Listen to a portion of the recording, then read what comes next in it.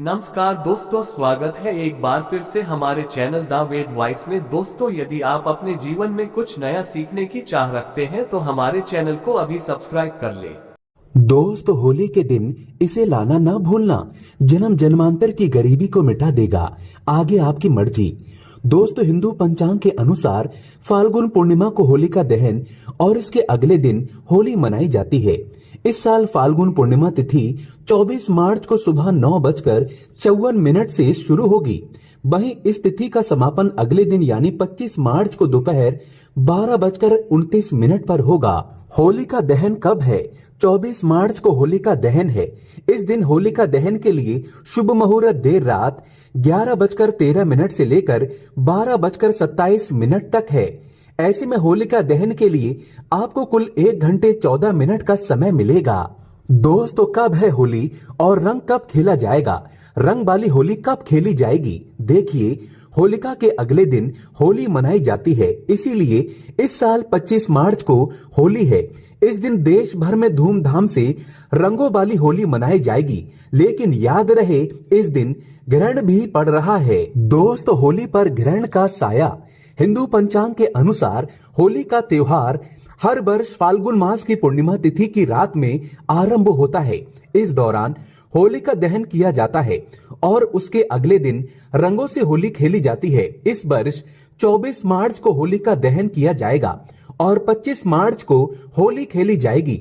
होली के ही दिन यानी 25 मार्च को साल का पहला चंद्र ग्रहण लग रहा है, जो भारतीय समय अनुसार सुबह 10:23 से शुरू होगा और दोपहर 3:02 पर समाप्त होगा।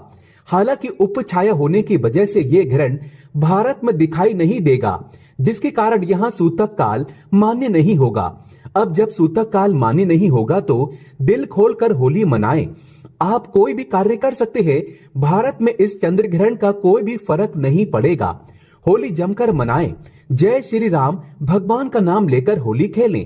आपके ऊपर कभी ग्रहण नहीं लगेगा। राम के नाम से ही ग्रहण शुभ फल यानी शुभ परिणाम देने लगता है।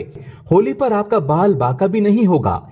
एक बात नोट कर लीजिए, दूर दूर तक इस चंद्र ग्रहण का भारत पर कोई असर नहीं होगा। यह ग्रहण बाहर विदेशों में लग रहा है, वो भी रात के समय, क्योंकि बाहर विदेशों में उस समय रात होगी, इसीलिए भारत में इसका कोई भी असर नहीं है। जब सूतक काल नहीं लग रहा है तो जमकर खेले होली। इस समय जो डर गया वह मर गया।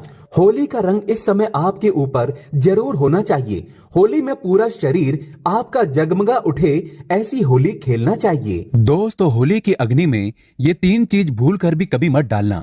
इससे उल्टा आप पर गरीबी आ सकती है, घर में कंगाली आ सकती है। होली के दिन ऐसी पूजा कभी ना करें। सनातन परंपरा में होली का त्योहार बुराई पर अच्छाई की जीत का प्रतीक माना गया है। होली का महापर्व खुशियों और रंगों से भी जुड़ा होता है।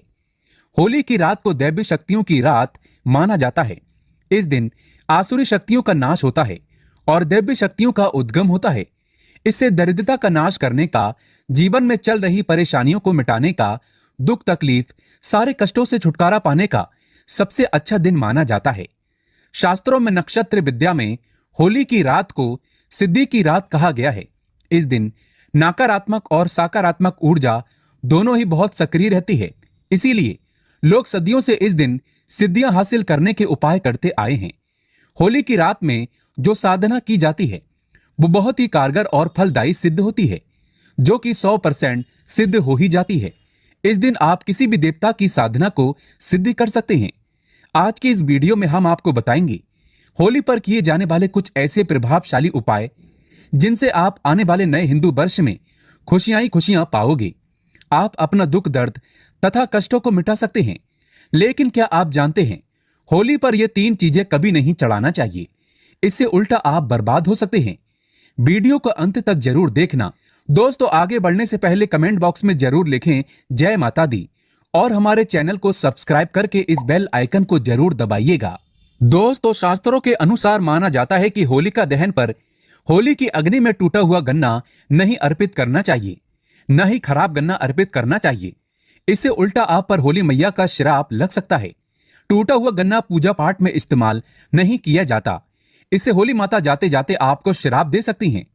आपके घर में गरीबी का वास हो सकता है।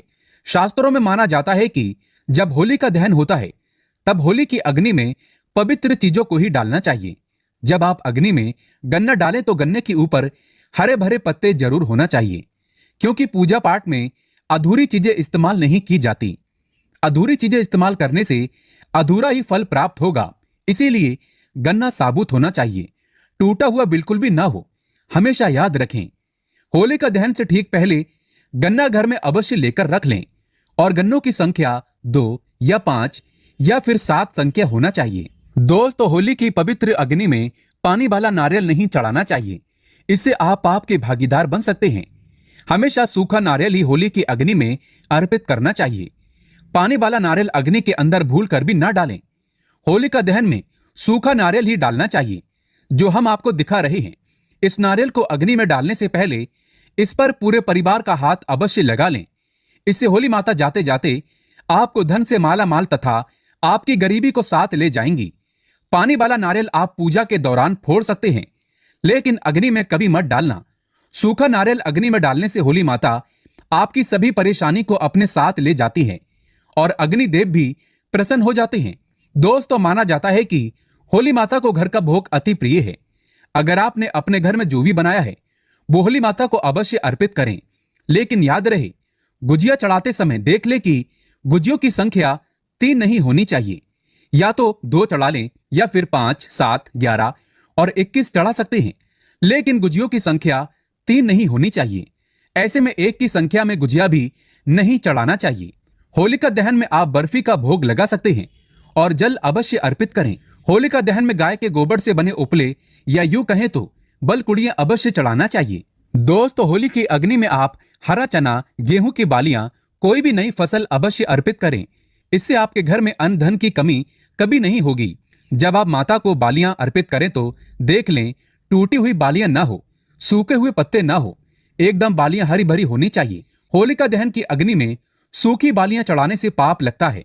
दोस्तों, शास्त्रों के अनुसार माना जाता है कि अगर आपको मासिक धर्म आ जाए तो ऐसे में आप होलिका दहन की पूजा किसी और से करवा सकते हैं। आप पूजा का वैसे ही पालन करें जैसे आप करते आए हैं, लेकिन मासिक धर्म के दौरान होलिका दहन के पास नहीं जाना चाहिए। आप दूर से होलिका दहन देख सकते हैं और आप किसी और से पूजा पाठ करवा सकते हैं। इससे भी आपको फल की प्राप्ति अवश्य होगी। दोस्तों, होली की अग्नि में चावल के बने पापड़ तथा कच्चे चावल अवश्य अर्पित करने चाहिए। होलिका दहन में चावल अर्पित करने से धन की प्राप्ति होती है। इससे आपके घर में जितनी भी गरीबी होगी सब नष्ट हो जाएगी। कचरी पापड़ आदि होलिका दहन में अवश्य अर्पित करना चाहिए। इसे होलिका दहन से पहले झूठा नहीं करना चाहिए। जो आपने कचरी पापड़ आदि बनाए हैं वो होलिका दहन की अग्नि में अवश्य अर्पित करना चाहिए। इससे आपके घर में धन की कोई भी कमी नहीं होगी। दोस्तों, माना जाता है कि होलिका दहन से पहले होली की अग्नि में बगैर अर्पित किए गुजिया नहीं खाना चाहिए। जब आप माता को भोग लगा दें तभी ही इसका सेवन कर सकते हैं और सभी परिवारों में गुजिया एक दूसरे को अवश्य खिलाना चाहिए। इससे आपसी प्यार मजबूत होता है। माता को भोग लगाने से पहले गुजिया झूठी ना करें। जब आप पूजा वगैरह कर लें तब उसके बाद आप गुजिया खा सकते हैं।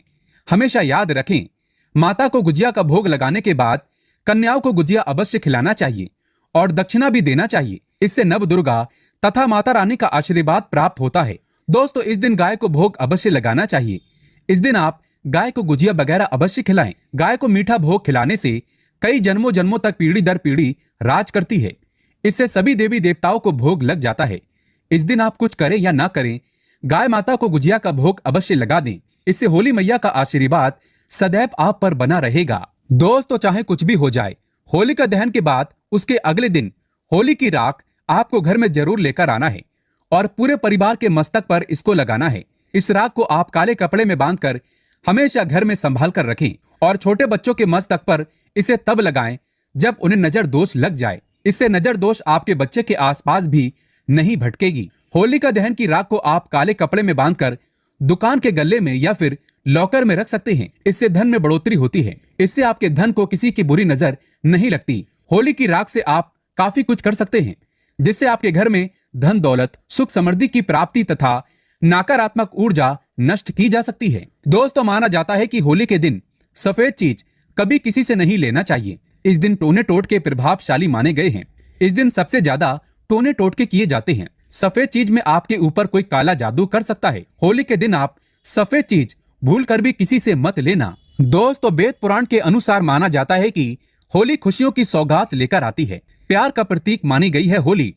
ऐसे में इस दिन मांस मदिरा का सेवन नहीं करना चाहिए। जो व्यक्ति होली पर मदिरा का सेवन करता है तथा मांस का सेवन करता है तो उसकी अगली योनि कुत्ते को प्राप्त हो जाती है। ऐसा मनुष्य पीढ़ी दर पीढ़ी नरक की यातना भोगता है। शास्त्रों के अनुसार माना जाता है कि भगवान कृष्ण को होली का पर्व अति प्रिय है, इसीलिए इस दिन कोई भी ऐसा कार्य नहीं करना चाहिए जिससे भगवान कृष्ण क्रोधित हो जाएं।